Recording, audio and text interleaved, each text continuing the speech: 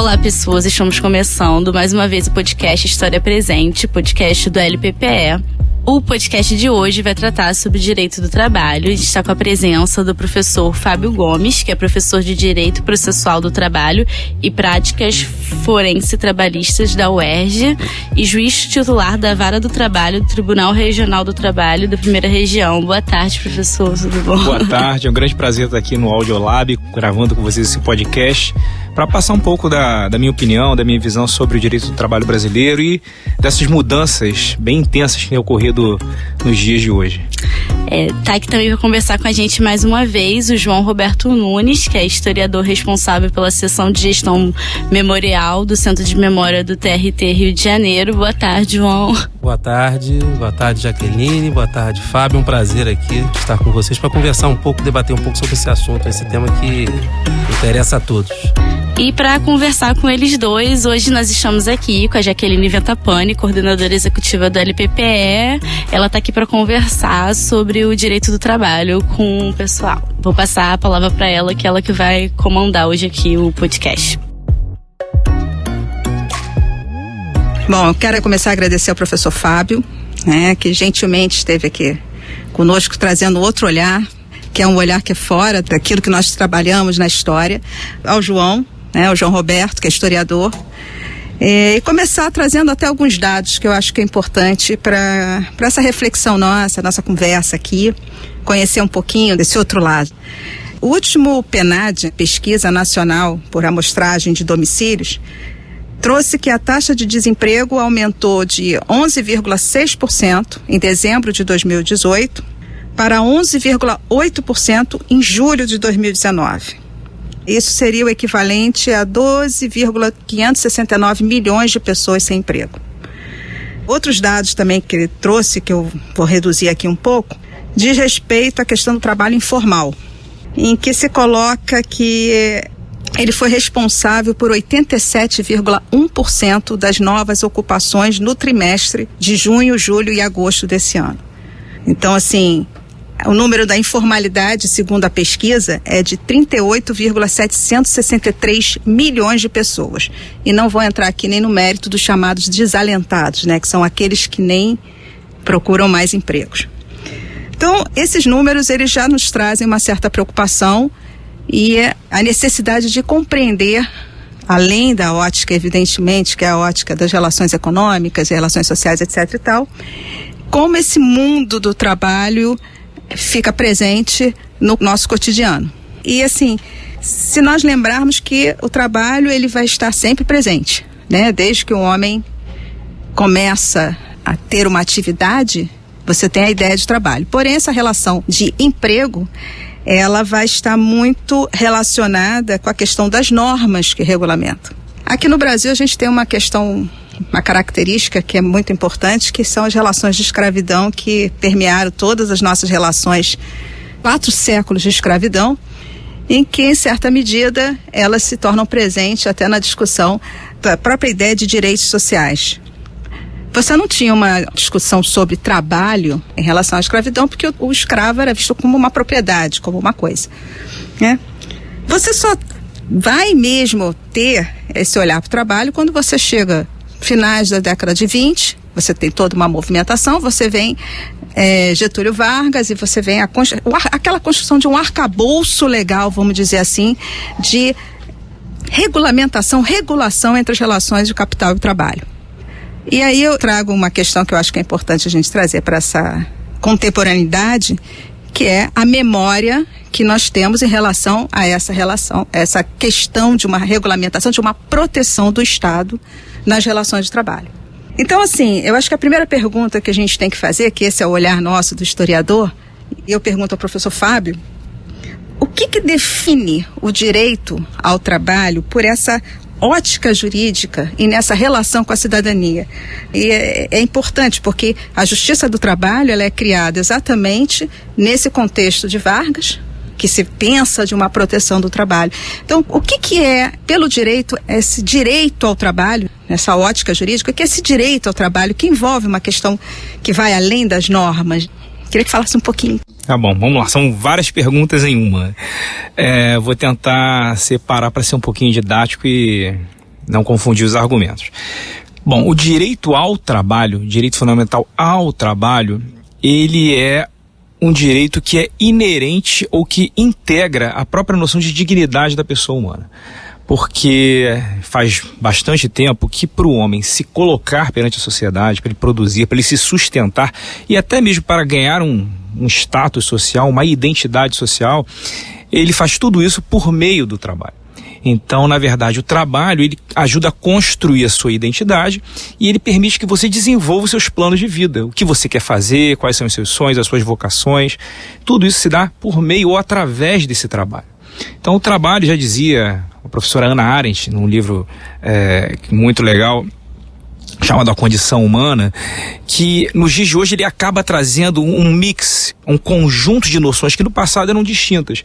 Como, por exemplo, a labuta, o labor, que significa a sobrevivência, a subsistência, e o trabalho no sentido mais nobre, daquele do desenvolvimento do sonho, da vocação. E nesse sentido, então, o trabalho, apesar dos constitucionalistas brasileiros não darem tanta ênfase a isso, eu entendo como sendo uma diretriz, um eixo, um centro de gravidade da noção de dignidade humana.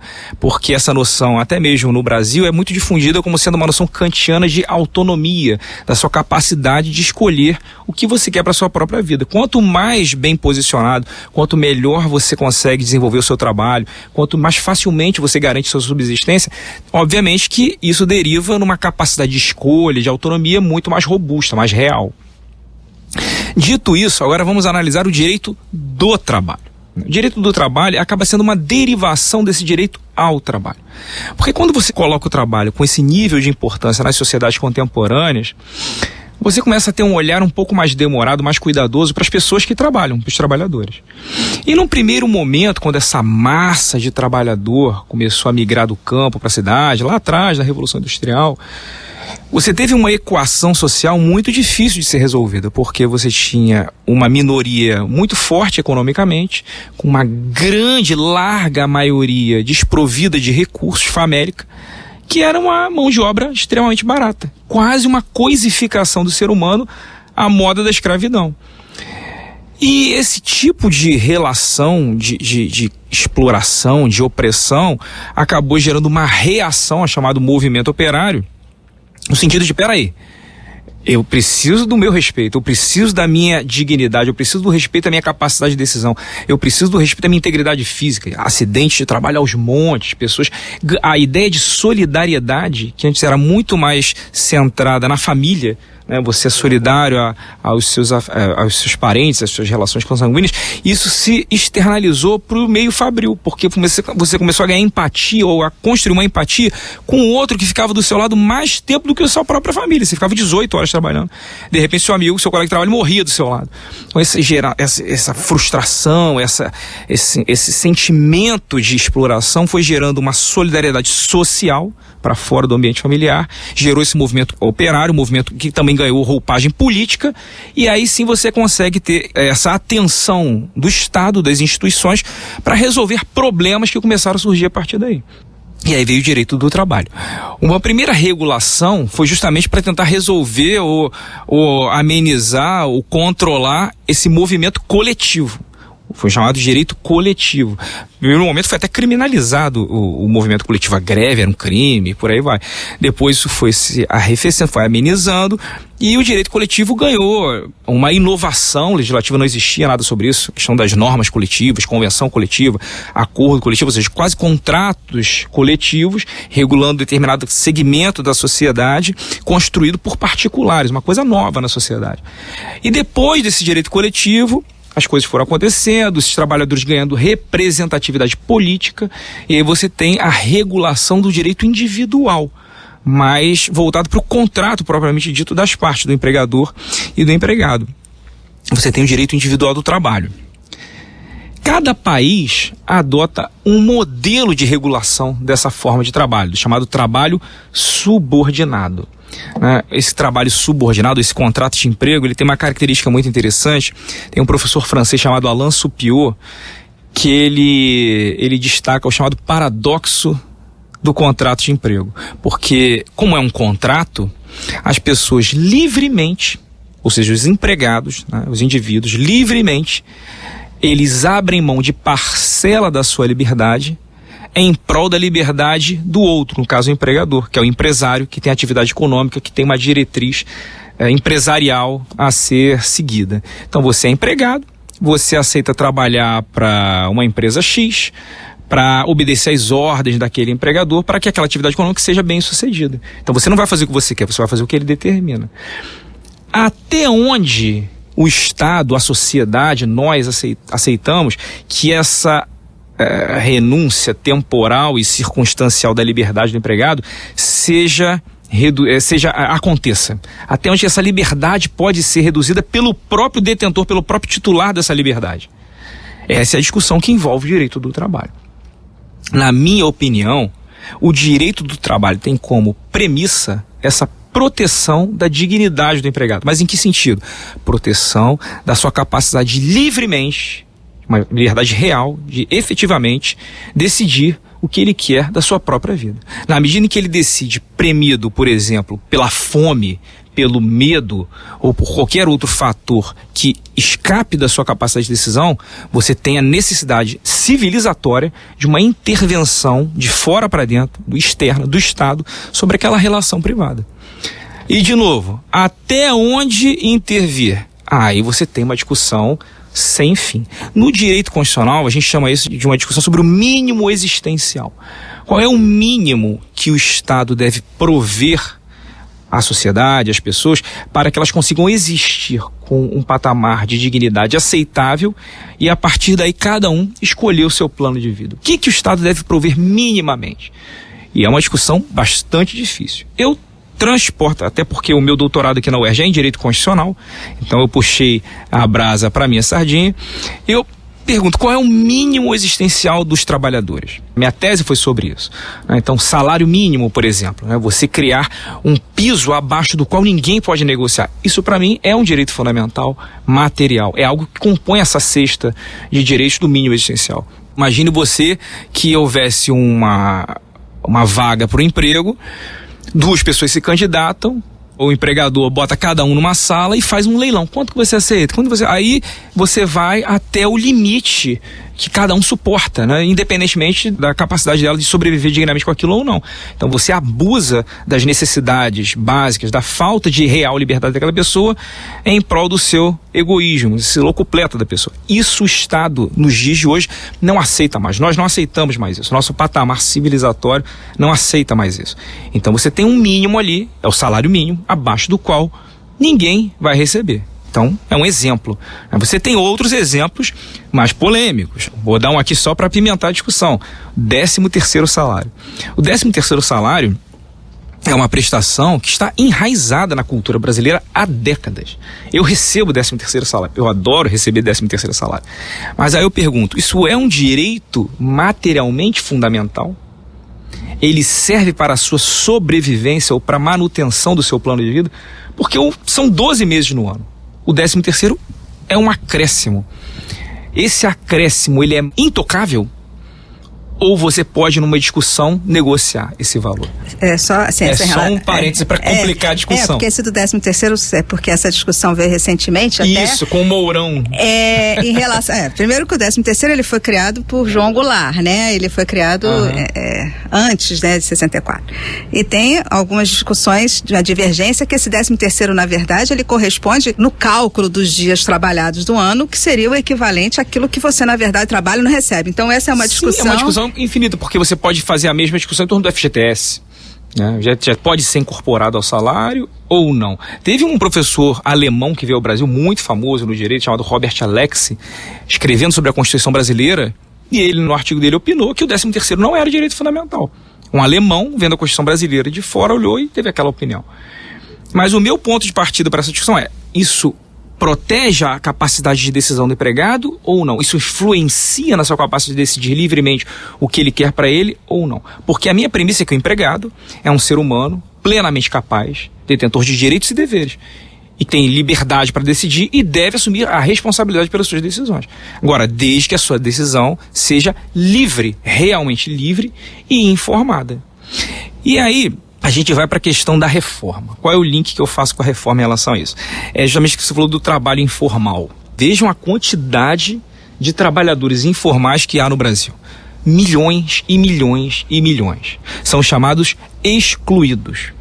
Como se faz? Qual é a receita mágica para você tentar pegar esse pessoal e institucionalizar o trabalho desse pessoal? Ou seja, gerar uma cesta de direitos que promova a dignidade dessas pessoas.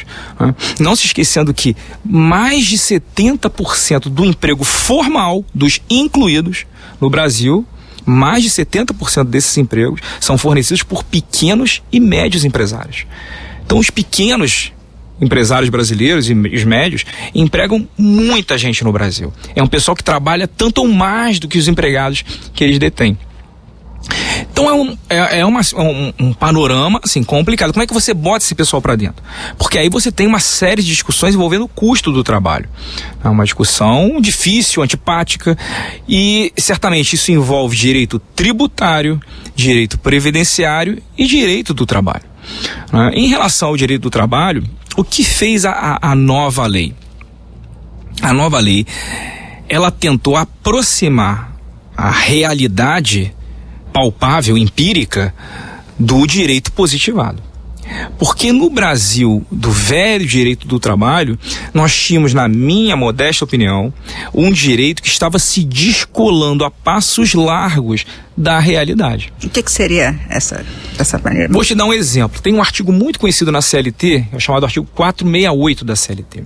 Esse artigo diz que as alterações do contrato de emprego que tragam prejuízos diretos ou indiretos ao empregado, ainda que contem com a sua concordância, com a sua anuência, são inválidas. Essas alterações são inválidas. Aí eu te pergunto, o que é um prejuízo indireto? E como assim um prejuízo indireto de uma alteração que teve a concordância do empregado vai ser considerado inválido? Por quê? Esse empregado ele não é plenamente capaz, o que ele decide não vale? Eu acho que a discussão aí, na verdade, deveria ser em torno do quê? Da qualidade da decisão dessa pessoa. Ele decidiu coagido? Ele foi enganado? Ele foi induzido dolosamente ao erro? Ou seja, vícios de consentimento.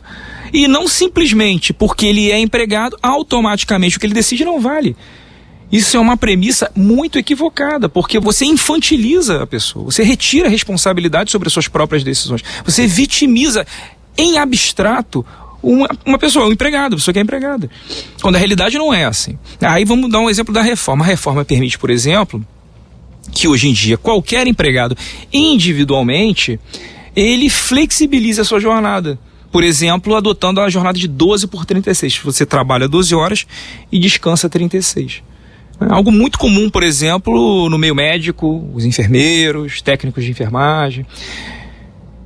De novo, esse tipo de decisão, ela traz algum tipo de aviltamento da dignidade do empregado? Ou, traduzindo o juridiquês, quando a pessoa decide isso livremente, ela está, de alguma maneira, atingindo a sua própria capacidade de decisão? Ou ela simplesmente quer modificar a sua forma de trabalhar porque daquela outra maneira ela vai ficar mais confortável? O Estado deve deixar essa pessoa decidir por si mesma? A reforma diz que sim. Por quê? A premissa é de que essa pessoa é plenamente capaz, detém autonomia e pode decidir a sua vida. Agora, eu fui induzido a erro. Isso vai mudar a dinâmica do direito do trabalho e do processo do trabalho. Com a reforma, esse tipo de discussão no processo vai envolver o quê? Vício de consentimento, qualidade de decisão, e não aquela premissa abstrata e irreal de que só porque ele é empregado o que foi decidido é inválido por si só. Sendo um pouquinho assim, naquele contraponto, né? O claro. João pode falar também às vezes. Eu concordo que, primeiro que a gente vai pensar que a legislação, todo esse arcabouço, ele vai sendo construído numa conjuntura específica, num contexto, como você falou, de movimentos sociais que vem no início do século XX, né? De certa maneira, quando você vê em Vargas, a gente até apresentou aqui na outra gravação, há uma ideia de uma apropriação dessas lutas, porque muito do que você tem nessa regulação, na verdade, é o resultado de lutas do próprio trabalhador, né? Que certamente. O Estado, ele traz aquilo, ele torna essas questões como uma questão de Estado, sai de um determinado patamar para uma questão de Estado. E aí você está falando realmente a questão individual, né? O trabalhador, me veio à mente quando você falou isso, né? Ele trabalha 12 horas, 36, nós temos uma questão que eu acho que é a chave aí. O que é que a reforma trouxe? O negociado sobre legislado. Isso é uma ideia que traduz não pelo efeito, talvez, como você diz, que é o efeito concreto, dos dados concretos, mas há uma memória que ela é construída em torno de uma proteção, né? Podemos dizer assim, quer dizer, o trabalhador ele tem uma ideia de uma memória de uma proteção para o seu trabalho. E aí você se depara com essa ideia do negociado legislado, em que você tem, na verdade, uma balança não totalmente equilibrada de forças. Então vamos lá, esse é outro ponto. Então acho que a questão da proteção é muito interessante também, porque 11 de cada 10 manuais de direito do trabalho brasileiro falavam de um princípio, chamado princípio da proteção do trabalhador. Eu, até na minha tese de doutorado, num artigo recente que eu publiquei intitulado O Novo Direito do Trabalho, até numa coletânea, na seção, pequena propaganda aqui, temas de direito e processo do trabalho, direito e processo do trabalho, editora Fórum, acabei de lançar esse livro, tem um artigo chamado O Novo Direito do Trabalho. Eu defendo, mais uma vez, já tinha defendido na tese, defendo mais uma vez, que esse princípio, parece uma sutileza, um detalhe, mas faz uma grande diferença. Não é da proteção do trabalhador, é o princípio da proteção da autonomia do trabalhador. É essa autonomia que você deve preservar, sua capacidade de decisão. O empregado, ele deve ser o protagonista da sua própria história. Quando você fala que o Estado deve protegê-lo, isso é um argumento perigoso. Perigoso, né? Os estados autoritários, totalitários, eles gostam dessa imagem do agente protetor, todo mundo está ali sobre as asas do Estado, quando na verdade ele pode estar usando as pessoas como massa de manobra para interesses não tão republicanos, bastante escusos. O próprio Getúlio Vargas, ele tinha uma visão do direito do trabalho que era bastante possível de ser criticada, porque na verdade ele era contra a luta de classes. Então ele botou os trabalhadores sob a batuta dele, publicizando os sindicatos, criando o imposto sindical, que agora acabou. Só agora acabou. E do lado do empresariado, ele criava vários subsídios, direcionava a política industrial, né, os campeões, aquela velha história que a gente conhece. Então é o Estado ocupando todos os espaços da sociedade. Isso é bom? Isso é ruim? Eu acho isso péssimo, porque a sociedade ela é mais dinâmica, ela é mais plural, ela é mais rica. E a democracia deixa isso ainda mais evidente, floresce com mais vigor, obviamente com mais atrito. Mas isso amadurece as pessoas, né? Vejam o Brasil de hoje. A discussão política está explodindo, mas nunca se falou tanto de política no país como nos dias de hoje. O que é bom para o amadurecimento da sociedade. E a democracia propicia isso.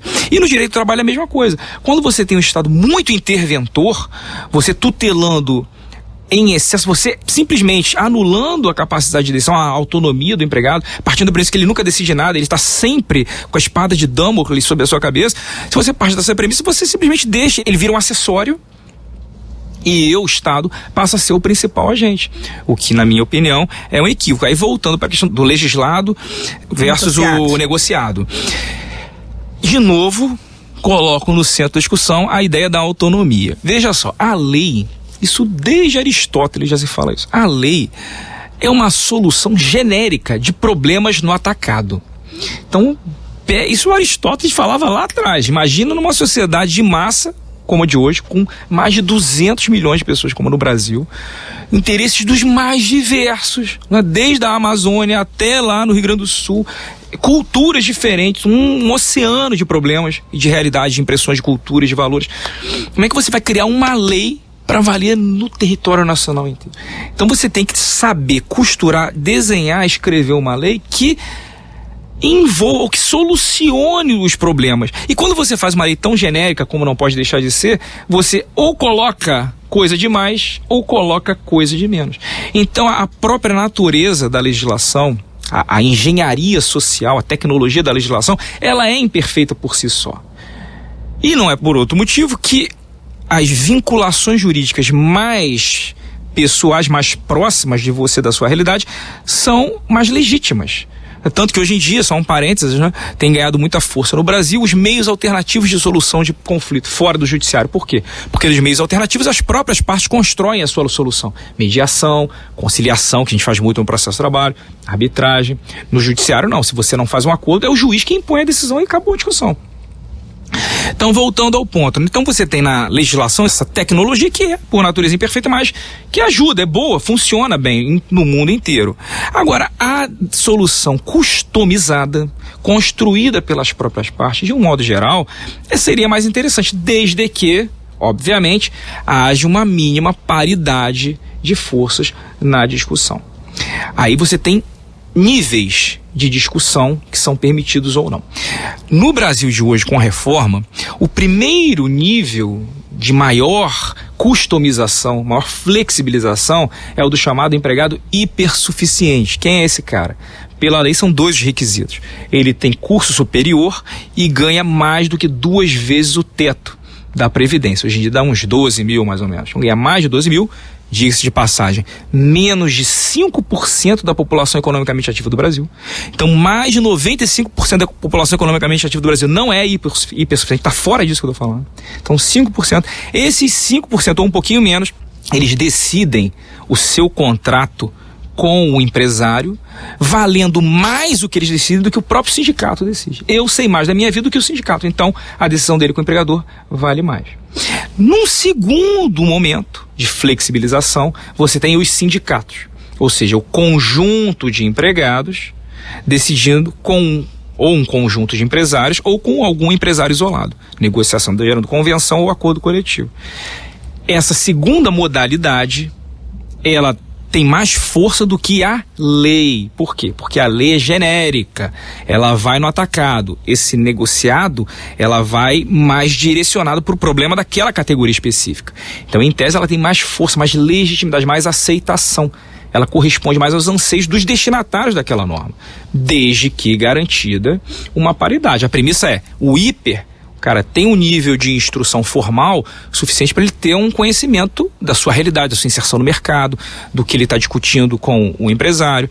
O sindicato, porque ele representa uma coletividade, ele tem uma pujança, um fôlego maior para discutir com o empresário. Agora, e o empregado sozinho? Para algumas questões pontuais, ele também ganhou essa possibilidade de discutir na CLT. Como eu falei agora, a questão da jornada. Uma questão pontual que ele pode discutir diretamente com o empresário, mesmo não sendo hipersuficiente e mesmo não sendo sindicato. Agora, qual é o ponto aí que vale ressaltar? Nem o hipersuficiente, nem o sindicato e nem esse empregado podem negociar o mínimo existencial trabalhista. Que mínimo é esse? Não precisa ler a minha tese de doutorado. Eu fiquei anos debruçando sobre isso. Hoje em dia, sabe onde está esse mínimo?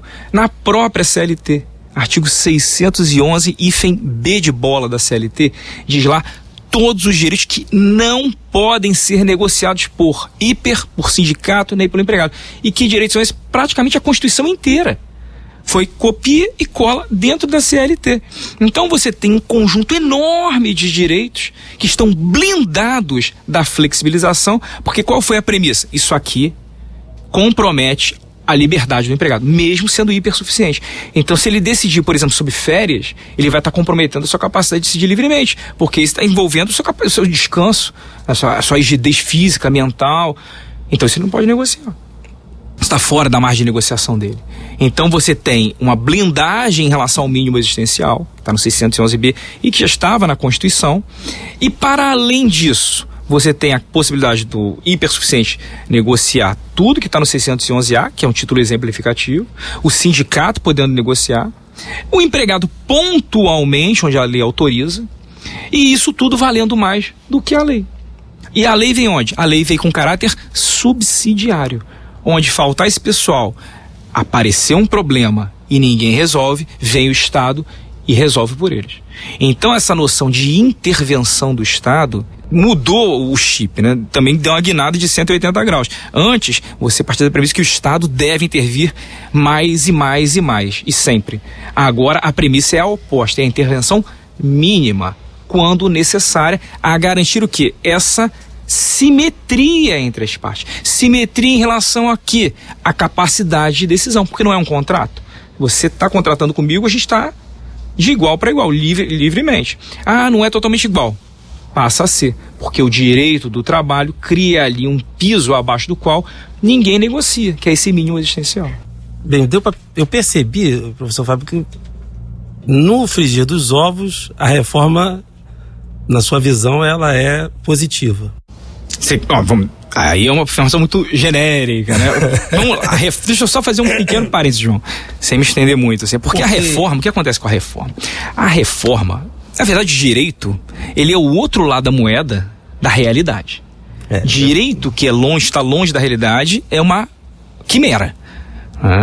Ou é uma cortina de fumaça, ou não serve para nada. Então o direito tem que estar colado na realidade, no lado direito da realidade. A reforma, ela surgiu numa janela de oportunidade de uma turbulência política sem precedente no Brasil. Foi a derrocada da presidente Dilma Rousseff, entrou o vice Michel Temer, criou-se uma nova conformação no Congresso e uma pequena e pontual reforma da CLT se transformou numa reforma enorme. E é uma reforma, dentro dessa coloração política, bastante dura. Não há como negar que foi uma reforma severa. E uma outra ponto da reforma foi assodado, foi mal feito. Por exemplo, a questão da indenização por dano moral, a tarifação do dano moral. Qual o critério de tarifação? Salário. Então, se você tem um engenheiro e um servente de obra, ambos caem de um andaime numa obra e ambos morrem, a vida do engenheiro vale 10 vezes mais do que a do servente. Ninguém aqui aceita uma realidade dessa. Imagine se fosse o seu pai, o seu filho numa situação. Só se colocar no lugar do outro e você vê que é um absurdo. Isso é inaceitável. Então a reforma teve um ou outro ponto que de fato foi assodado. E foi assodado porque foi muito corrido. Foi em 3 meses resolveram o problema lá do procedimento legislativo. Agora, é um movimento político. A questão é, esse movimento foi de mais ou foi de menos? Na minha opinião, de um modo geral, está dentro das balizas constitucionais. Quer dizer, reformando a minha pergunta. Reformando o termo bom, né? A gente usa lá no direito. A reforma trabalhista, ela é até o ministro Brito Pereira colocou, eu li isso uns meses atrás, em que na época dessa questão da reforma, do processo de aprovação da reforma, os defensores, no geral, colocavam, e até os operadores, alguns operadores de direito, colocavam que isso ia gerar empregos, e isso ia modernizar a economia, gerando empregos e modificando essa relação corporativa, tradicional, histórica, que foi a formação da estrutura sindical brasileira a partir dos anos 30. Agora, ele disse que não, mas agora nessa entrevista ele já disse o contrário, ou pelo menos não ele, mas ele afirma. Quem afirmou isso, afirmou de forma equivocada. Foi muito o encontro do que você está colocando aqui. A reforma trabalhista, na verdade, tinha um espírito modernizador. Modernizador da CLT, que em outros governos realmente já se falava da modernização da CLT. Eu me lembro, por exemplo, Jacques Wagner, que foi ministro do Trabalho no primeiro governo do Lula, o primeiro ou o segundo, não me lembro agora, tinha uma frase dele que é advogado e conhece bem a parte do direito, ele colocando da necessidade da modernização da CLT e dizendo que determinadas regras, você não poderia aplicar as mesmas regras, por exemplo, a Volkswagen, a uma grande empresa, a uma multinacional, a transnacional, a uma pequena e média empresa. Ligando até o que você falou de que realmente a pequena e média empresa é que gera uma parte dos empregos do país. Assim como também, se você transplantar para o trabalho rural, né, para o trabalho no campo, sim, são os pequenos e médios agricultores, não é o agronegócio. Uma das questões que assusta é como é o papel da Justiça do Trabalho nessa modernização do direito. A Justiça do Trabalho ela não acompanhou isso. A impressão que dá, e aí vem uma série de informações. O trabalhador é o lado hipossuficiente da história, é o fraco, é o coitado. Então, realmente, a Justiça do Trabalho, a gente aprendeu isso, eu entrei na Justiça do Trabalho com essa visão, né? A velho direito do trabalho. Sim, sim. E isso foi se modernizando, a questão de se acoplar mais ao direito processual civil, mais a questão do contrato.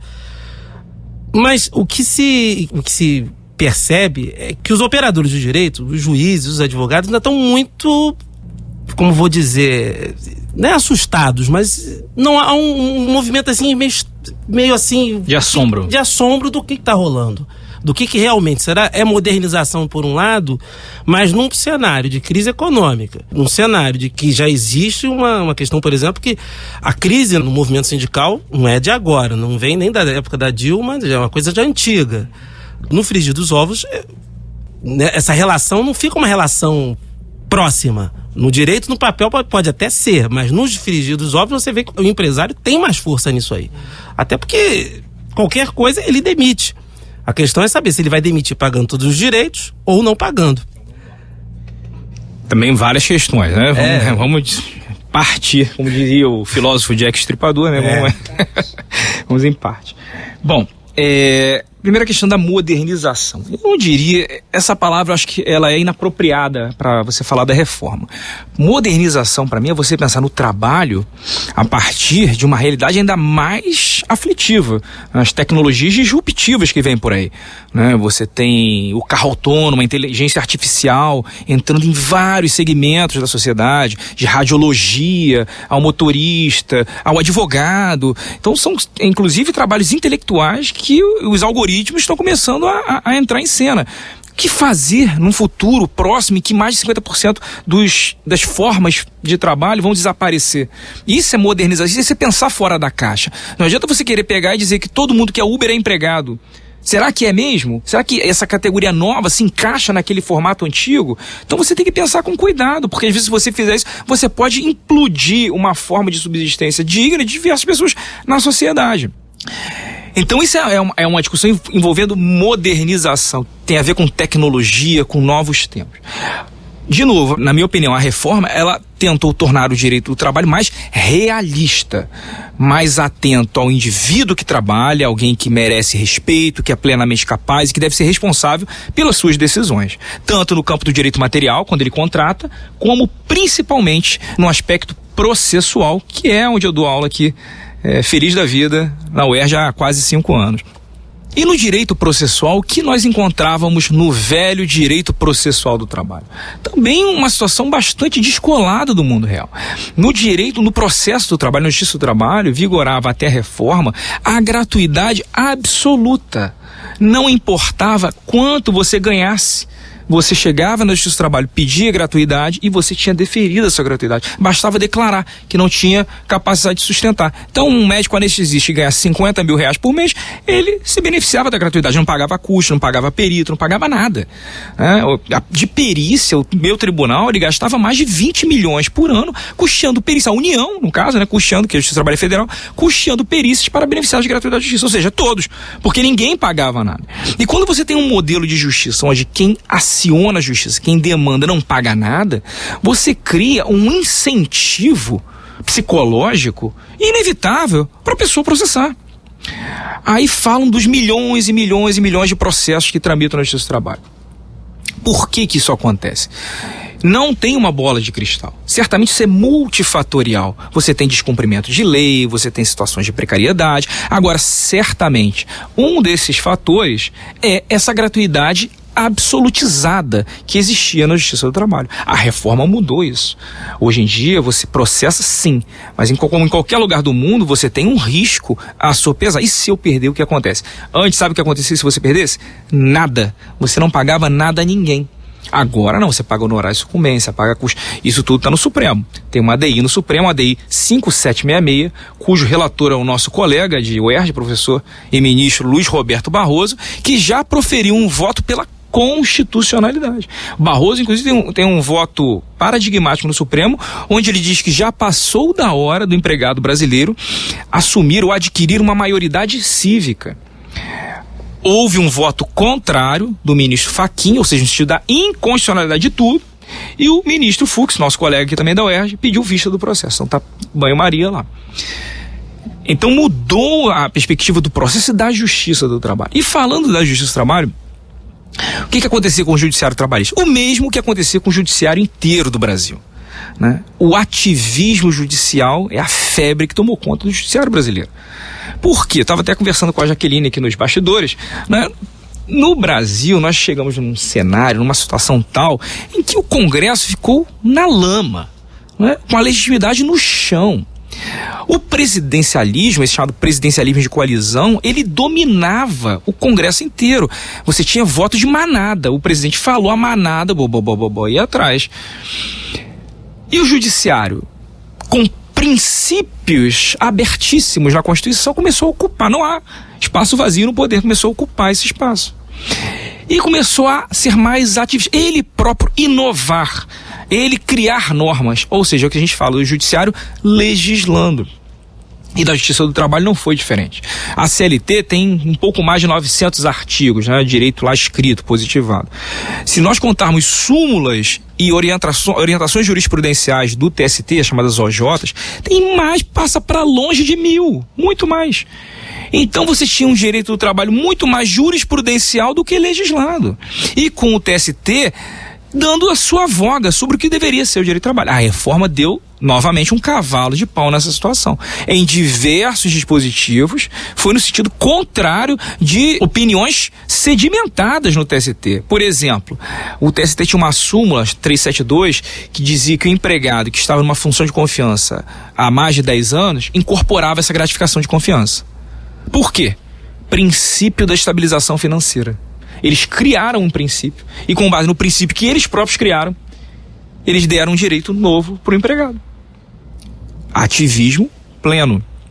O que fez a reforma? No novo artigo 468 disse que não incorpora. Não incorpora, falou em sentido contrário. O próprio Supremo já vinha dando um freio de arrumação no TST. A questão da terceirização, tema altamente polêmico, né? O TST criou 2 categorias, atividade meio e atividade fim. Atividade meio seria atividades acessórias, limpeza, vigilância, e atividade fim é aquilo que está no objeto social. Eu sou um vendedor de automóvel, uma concessionária. Atividade fim, vender automóvel. Atividade meio, o cara que fazia limpeza, o cafezinho lá da concessionária. Para o TST, o vendedor dessa concessionária, ele deveria ser necessariamente empregado da concessionária. Você não poderia ter uma cooperativa de vendedores contratada para atender essa concessionária. Isso o TST seria inválido, irregular, nulo, e todo mundo ia ser declarado empregado da concessionária.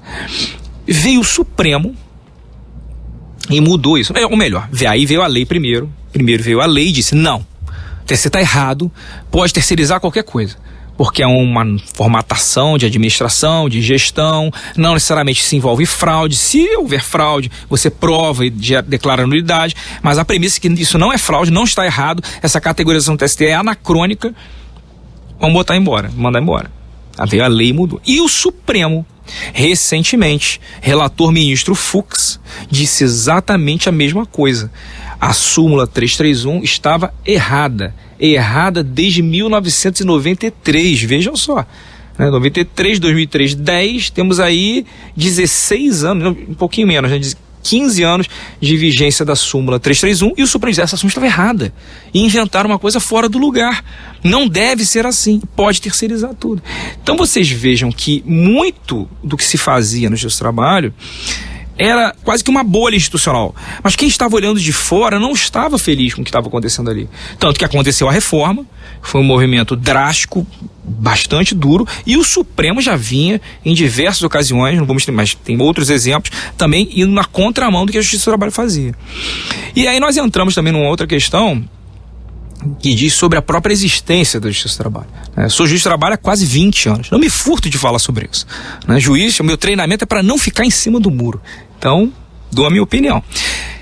O ministro Brito Pereira, ele falou, a reforma veio criar emprego, mas não é bem... Na verdade, o que eu digo, e também estava conversando com a Jaqueline antes, é que a reforma, ela é uma visão de mundo. Porque toda lei, todo produto normativo, ela é resultado de uma opinião axiológica, política, não é? O que eu acho melhor para a sociedade em que eu vivo. Você se elege deputado, você vai lá e faz o seu projeto de lei para mudar o comportamento da sociedade. Isso é muito legítimo. Então a reforma é um movimento, é fruto de um movimento político. Qualquer lei, qualquer norma, ela tem o seu viés ideológico, porque é assim que a sociedade, as nossas convenções, as nossas instituições funcionam. Agora, como é que você vê se isso foi bom ou ruim para a sociedade? Se eu ficar nesse campo de discussão ideológico, sabe quando nós chegaremos a um consenso? Nunca. Nunca. Aí você gera isso que é bastante nefasto no Brasil de hoje, que é essa polarização agressiva, em que ao invés de você discutir o conteúdo, você desqualifica o seu interlocutor, o argumento ad hominem. Você é feio, velho, gordo, burro. Ao invés de você ofender o seu interlocutor, dê a ele argumentos diferentes para quem sabe convencê-lo.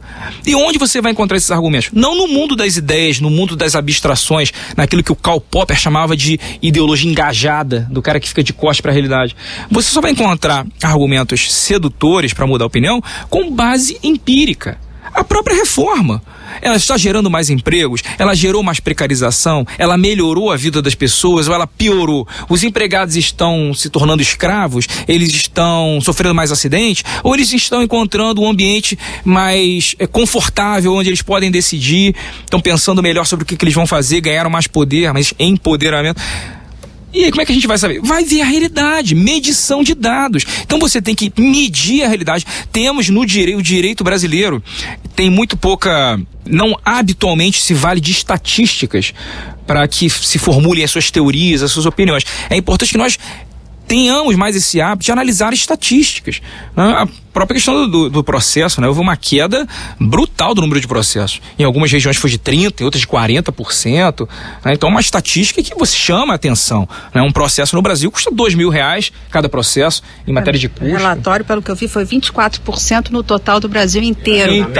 Então você botar isso, a última estatística foi de 4 milhões, 10% dá 400 mil, 20%, 800 mil, quase 1 milhão de processos a menos. Se você bota R$2.000 o custo de um processo, aí você tem o quê? 2 bilhões de reais a menos de custo para o Estado. Mas será que isso daí não... Será que isso... Aí, de novo, vamos para a realidade.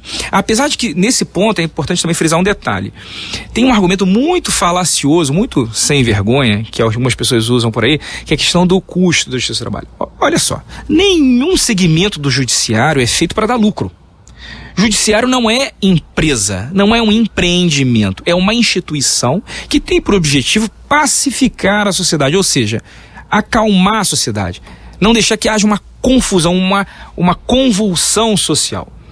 Porque se cada um fizer o que quer, aí é o caos. O judiciário é a última fronteira entre a barbárie e a civilização. Quando a justiça funciona bem, em qualquer lugar do mundo, as leis são cumpridas, a sociedade se desenvolve, progride. Quando o judiciário é ruim, o processo não acaba nunca, você não tem solução para nada, né? Cada um por si.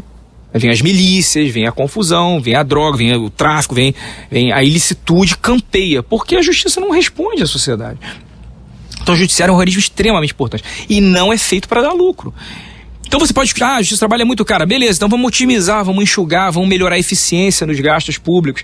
Agora, não é você dizer que ela gasta mais do que ela distribui de renda, e nem distribui na questão de vencedor e de perdedor, que você vai dizer que ela deve acabar. Claro que não. A polícia dá lucro, a diplomacia dá lucro, são discussões completamente sem sentido. Não fazem sentido nenhum. Então o judiciário é uma instituição que é importante, é um pilar, é uma tecnologia social que foi encampada nos estados modernos, né, separação de poderes, porque isso funcionou bem, faz a sociedade funcionar melhor. A questão da justiça do trabalho é outra, porque você tem países no mundo que têm justiça do trabalho, por exemplo, Alemanha, Inglaterra, França, Japão, Argentina, tem justiça do trabalho. E tem países que tinham e não tem mais. Itália, Espanha, Portugal, Nova Zelândia. Então é uma decisão, de novo, de eficiência política, de alocação orçamentária. Vale a pena mantermos uma justiça do trabalho ou não? Eu diria que quanto mais especializado é um conhecimento, em tese, de maior qualidade é o resultado daquele trabalho, né? Você tem hoje em dia é difícil você encontrar um médico generalista, né? Mesmo dentro de especialidades como oncologia, por exemplo, você tem gente que só trata de pulmão, gente que só trata de cérebro, porque é tanto volume de conhecimento que você vai necessariamente especializando. Então, a ideia da especialização é algo bom. O ponto é, a justiça do trabalho brasileira está atendendo, está respondendo bem aos problemas sociais, o resultado que ela tem produzido tem agradado a sociedade. Por isso que é também importante que os juízes, eles tenham uma maior deferência à lei, à decisão política. Porque, de novo, no Brasil, porque o Congresso estava no chão, ficou muito fácil para qualquer juiz do Brasil, porque aqui nós temos o controle difuso, ou seja, qualquer juiz de qualquer lugar do país pode declarar uma lei inconstitucional. Então ficou muito fácil com uma Constituição como a nossa, que é repleta de princípios abertíssimos, dizer que é uma lei inconstitucional. Não é difícil. Você pensa 10 minutos e você encontra um argumento. Agora, é um enfrentamento. Uma lei, ela é difícil de ser aprovada. Costuras de maioria, procedimentos, negociações, aí sai a lei. Aí um juiz lá de não sei aonde, não, essa lei inconstitucional não vou aplicar, porque fere o princípio da dignidade da pessoa humana. Como é que é? esse tipo de decisão, ela é grave. A lei é um ato solene. O juiz, ele tem que se preocupar com essa solenidade do ato, com a importância do poder legislativo e não ficar, por qualquer pretexto, declarando leis inconstitucionais. Tem que ter um cuidado maior. Vai continuar podendo declarar? Sim. Agora, vai ter que suar um pouquinho a camisa, né? Vai ter que estudar mais, sofisticar o argumento e não lançar de uma maneira banal, displicente, princípios, sem sequer dizer o significado dos princípios que ele está utilizando. Eu vou dar um exemplo para vocês. Houve um tribunal aqui do Brasil que declarou inconstitucional um artigo da lei que diz o seguinte: se você tem uma ação no seu trabalho e é marcada a primeira audiência e você não vai, o seu processo é arquivado. Ou seja, há uma sentença terminativa, você vai poder entrar com uma outra ação. Vírgula, diz a reforma, desde que você justifique em até 15 dias úteis. Então vamos lá, até isso a reforma melhorou, a questão da gratuidade. Se você recebe menos de 40% do teto da Previdência, dá uns 2 mil e poucos reais, se você recebe menos de 40%, automaticamente você tem a gratuidade disso. Você não paga as taxas judiciais. E aí você não foi. No processo de trabalho, o valor da sua causa, 10 mil reais. Tem custas de 2%. Então aí no caso dá 200 reais. Esses 200 reais, para quem tem gratuidade, né, seriam isentos. Mas a reforma falou, calma aí, ele tem gratuidade, teria isenção desses 200 reais. Desde que, diz a reforma, em 15 dias úteis, ele justifique, dê as razões ao juiz e à parte contrária da sua ausência. Por que você faltou? Por que você não veio? Ele tem 15 dias úteis para dizer. E se não disser, a reforma fala, vai pagar custas. E se não pagar, não entra com outra ação.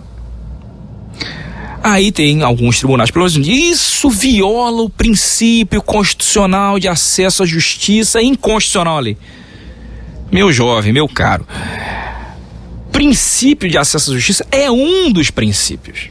Se você quer trabalhar com princípio, cuidado, isso é difícil.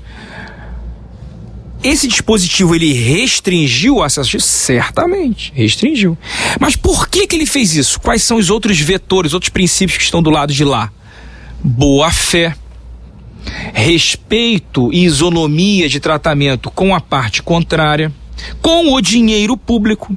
Porque quando a pessoa entra na justiça, ela usa o PJE, que é o sistema eletrônico do tribunal, que é caríssimo de manter. Ela usa o juiz, porque eu vou ter uma audiência lá, eu estarei presente, o secretário de audiência estará presente, a luz estará acesa, o elevador vai estar funcionando, vai ter um segurança do lado de fora, o ar-condicionado estará ligado. Então tem todo um custo daquilo ali. A parte contrária contratou um advogado que fez a contestação, que foi até o tribunal. Então você gera uma movimentação ali que não é brincadeira. E você não vai e não diz por quê? Então você tem uma série de princípios do outro lado que também estão implicitamente sustentando, lastreando esse artigo da reforma. E aí vem um tribunal com base em um princípio que nem especifica muito sobre o significado desse princípio, com um princípio isolado, e com base nesse princípio isolado diz que é inconstitucional. O que eu estou criticando aqui? A maneira como a decisão foi prolatada. Você quer dizer que é inconstitucional? Então tá bom, mas sofistica mais o argumento. No mínimo, porque é uma lei com uma enorme maioria legislativa e porque há outros argumentos bastante aceitáveis no sentido contrário. Então você tem que ter respeito pelo seu interlocutor e pela sociedade em geral para declarar aquilo inconstitucional. Porque se você faz de uma maneira banalizada, como se fazia no passado, aí você começa a ter essa discussão em torno da extinção da justiça do trabalho, como sendo uma justiça ideológica, parcial, de costas para a sociedade, que enfrenta o parlamento e por aí vai, que não tem lugar nenhum do mundo. Tem. Aí os argumentos, as fake news começam a pulular no meio de argumentos existentes. E aí meia-verdade. Viram meias-verdades que ganham verdades inteiras e você cria uma comoção que é o pretexto para ter uma maioria parlamentar para finalizar. Agora, com detalhe de olhar para a realidade. O Bolsonaro já disse que é favorável ao fim da justiça do trabalho. O Rodrigo Maia já disse que é favorável à justiça do trabalho. O Paulo Guedes já disse que é favorável ao fim da justiça do trabalho. Então você tem atores sociais, institucionais importantes com esse discurso. Há uma PEC que foi iniciada, depois segurada. Então você tem que olhar para a realidade. Então como é que você protege a sua instituição? Se você acha que ela é valiosa, eu acho que a minha instituição é valiosa. Mostrando que você é um julgador imparcial, que você está atento à legislação e como a gente faz o juramento quando passa no concurso para juiz, eu vou obedecer à legislação. E certamente, se eu for achar alguma inconsistência dela com a Constituição, eu vou me esforçar bastante para explicar por que aquilo ali é incompatível e não de uma maneira banal, porque eu não gostei. Não gostei, não vou aplicar. Isso não é Estado de Direito. Aí é o que o professor de São Paulo, chamado Oscar Vilhena, chama de juistocracia ou supremocracia. Na verdade... Essa coisa da Constituição de 88, ela gera muita... ia ser outro podcast. Porque a Constituição de 88, se a gente remontar a história da época, quem viveu aquilo, ela é fruto de todo um embate de forças sociais. De esquerda, de direita e de centro. Todo mundo lembra, quer dizer, já estudou isso sobre o famoso Centrão. Aliás... Agora essa palavra voltou à moda. Né? Voltou à moda. O Centrão, que aliás foi criado por um ex-presidente do STF, que também foi do Legislativo, Nelson Jobim. E foi ministro, né? Ele foi tudo. Foi tudo. Então, a lei, a Constituição, ela esse ativismo, por exemplo, eu tô jogando na casca de banana, não. Sim, não. Esse ativismo do judiciário também é um pouco fruto dessa, independente da questão da qualidade dos congressos ou dos legisladores pós-Constituição, pós 5 de outubro de 88, ela também é fruto de uma série de aberturas que foram dadas na Constituição. Isso fez com que o judiciário, os juízes, tivessem esse papel, inclusive na questão da justiça do trabalho. Então, penso que tem que ser visto de uma forma mais... mas veja só, calma. A Constituição é de 88. Porque a lei do final, ela também é fruto... Quando eu falo de empate de forças sociais, eu estou querendo dizer, em última análise, que ela é fruto de luta de classes. Então, essa questão de que achar que tudo vai ser parcimônia, assim, vai ser uma coisa equilibrada... No direito, eu acho ótimo, assim, do direito, assim, em termos teóricos. Eu ia fazer até um comentário disso, porque ele falou... Não acontece isso. Ele falou uma coisa que chamou a atenção, várias coisas chamaram a atenção, eu fiquei aqui calado. Uma coisa que é importante, exatamente o ativismo judicial, né, que isso é uma coisa complicada, realmente é a leitura da lei de acordo com aquilo que não, nem sempre é a lei, né? Mas é mais uma questão individual, de juízo próprio, de valor. E nós temos que a lei, ela é formulada no campo político do legislativo. E aí, o que disse o João muito bem, quer dizer, são várias forças. Não necessariamente essas forças são justas. Eu vou usar um termo bem quase filosófico, né? A ideia da justiça, né? E quando você foi falando até algumas coisas, eu lembrei a respeito dessa coisa do pagamento, né? Que não havia custos, que tudo era equilibrado, e que você tem essa coisa do pagamento para quem ganha menos, mas ele tem que pagar a diferença. Me veio logo à mente o primeiro caso que foi noticiado quando teve a reforma trabalhista de um trabalhador de uma fazenda que a fazenda que ele trabalhava foi assaltada e ele foi defender a fazenda, levou, se não me engano, 5 tiros, eu não sei quanto, ficou afastado. Quando ele voltou, o patrão demitiu e não pagou os direitos, ele entrou na justiça e a primeira decisão, que foi uma coisa muito assim, ele acabou perdendo e ele era um trabalhador rural, né, que já é uma categoria por si só. Na verdade, o olhar do trabalhador rural, a gente tem um outro olhar, né, porque muitas vezes ele está em relações que são relações até mais do que arcaicas, né, e ele acabou tendo que pagar o equivalente ao trabalho dele quase que de 1 ano. Então, a lei tá ali, mas mas assim, essa balança nós não temos no Brasil, um país que tem um número de desempregados, como esses dados do IBGE, eles foram recentes, foram do último PNAD, e que também entra nesse cálculo. Então, eu entendi tudo o que você falou a respeito da questão da lei, dos princípios que devem regê-la, mas existe aí uma questão política que ela está presente, uma questão social que vai estar ali presente. Então, ao mesmo tempo, o judiciário como todo, ele não está isolado dessa realidade social e nem deve ficar. Então, essa é uma questão que eu acho que vai ficar o tempo todo nessa discussão e que eu acho que vai além da questão da polarização.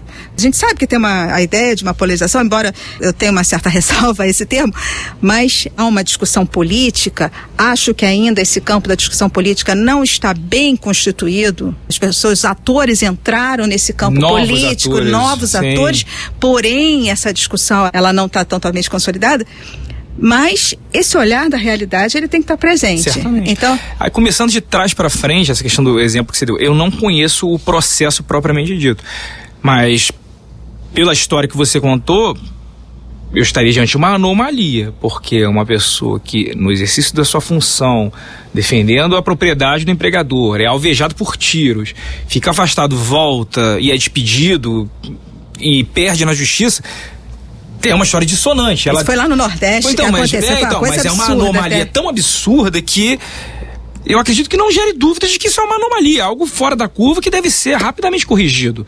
Esse tipo de situação acho que não geraria tanta discórdia, porque pelo que a gente convive com pessoas, como diz o pessoal do Pânico, um programa da Jovem Pan, o afegão médio, né? Não haveria grande discussão em torno disso, né? Seria facilmente reformada facilmente reformadas essa sentença. Agora, em relação ao que o João falou, é importante lembrar o seguinte: a Constituição de 88, ela surgiu, do ponto de vista histórico, num momento singular. Porque ela é de 5 de outubro de 88. 5 de outubro de 88 nós ainda tínhamos primeiro, segundo e terceiro mundo. Ainda havia União Soviética, ainda havia Muro de Berlim. Em 89 caiu o Muro de Berlim. Então a nossa Constituição ela foi um momento em que você tinha essa dicotomia muito presente no mundo entre capitalismo e socialismo. Primeiro ponto. E num outro aspecto mais interna corporis dentro do Brasil, você tem uma Constituição que é marcada pela desconfiança. Ninguém confiava em ninguém. Então todo mundo queria colocar todos os seus interesses dentro da Constituição, porque ali eles estariam mais bem protegidos. Então uma Constituição, como todo mundo fala, extremamente analítica, prolixa, confusa, extensa. O exemplo que todo mundo dá é a questão da regulação do Colégio Pedro II dentro da Constituição. Regras previdenciárias dentro da Constituição. Prescrição trabalhista dentro da Constituição. Não há nenhuma outra. É um negócio fora do comum isso. E por quê? Por que colocaram tudo na Constituição? Porque havia uma desconfiança. Então, vamos na dúvida, bota na Constituição. E princípios falar acomodações. Você criou uma Constituição extremamente ampla e, como o João falou, que dá margem, de fato, para uma inserção maior do judiciário no cenário até porque, do poder. Já completando, até porque ela foi promulgada um ano antes das eleições diretas para presidente, só vão se dar um ano depois. Sim. Num período que é chamado Nova República, sim. Que é um período que hoje muitos cientistas sociais, historiadores políticos, cientistas políticos a gente já tem uma outra visão.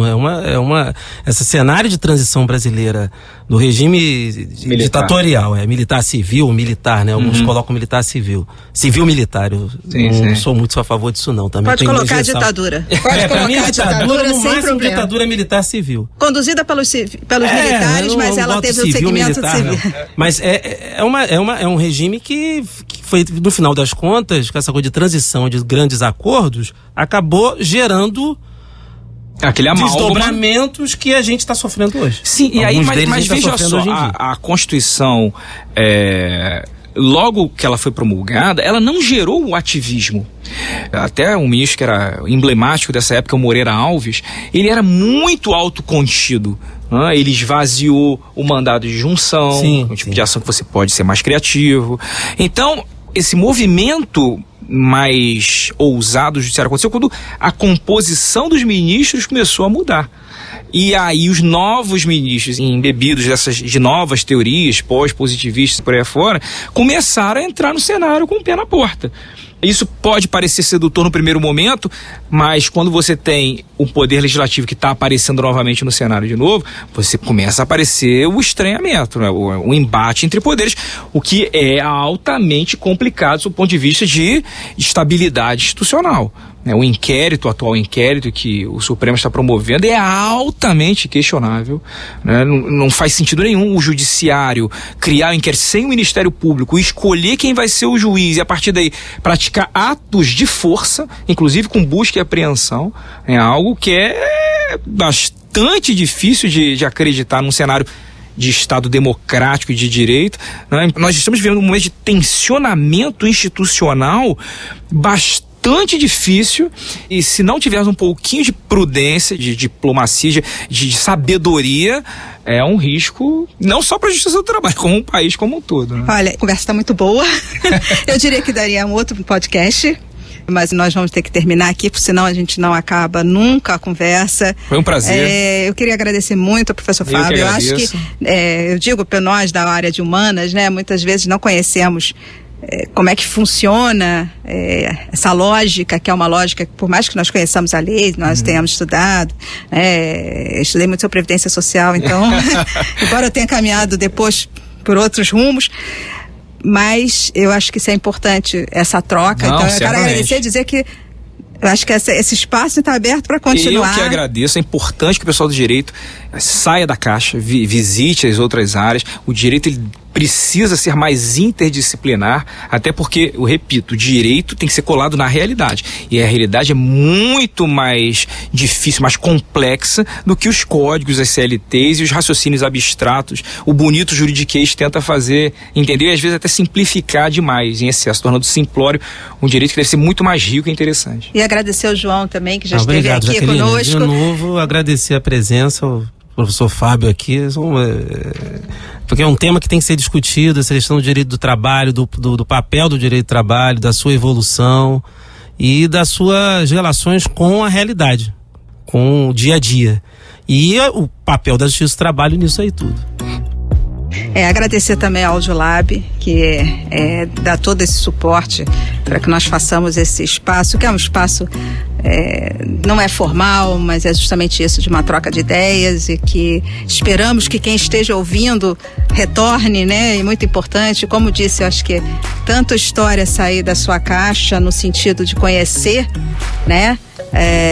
Outros olhares. É importante essa troca de ideias. Essa troca de ideia é fundamental. Inclusive, eu sou uma defensora da universidade pública como espaço crítico. Isso. Então, nós estamos na universidade pública, a UERJ tem esse papel e de trazer, que não vão ser concordâncias, nós podemos discordar. É fazer pensar. É fazer pensar, né? Então, a academia é para isso. É para isso, eu acho que é a defesa que nós temos que fazer. Então eu quero agradecer muito, nós tivemos uma primeira parte que nós trouxemos um pouco dessa história, foi esclarecedor, ficaríamos aqui horas, né, falando, mas senão sai todo mundo aqui no calor de 40 graus no Rio de Janeiro, ninguém aguenta muito. Mas eu quero agradecer muito. Obrigado de novo, que agradeço. E quem depois conhecer um pouco mais o trabalho nosso pelo laboratório. Já estou de parabéns. Um ambiente muito legal, aberto ao diálogo. Estou à disposição. Essa é a proposta. Muito obrigada.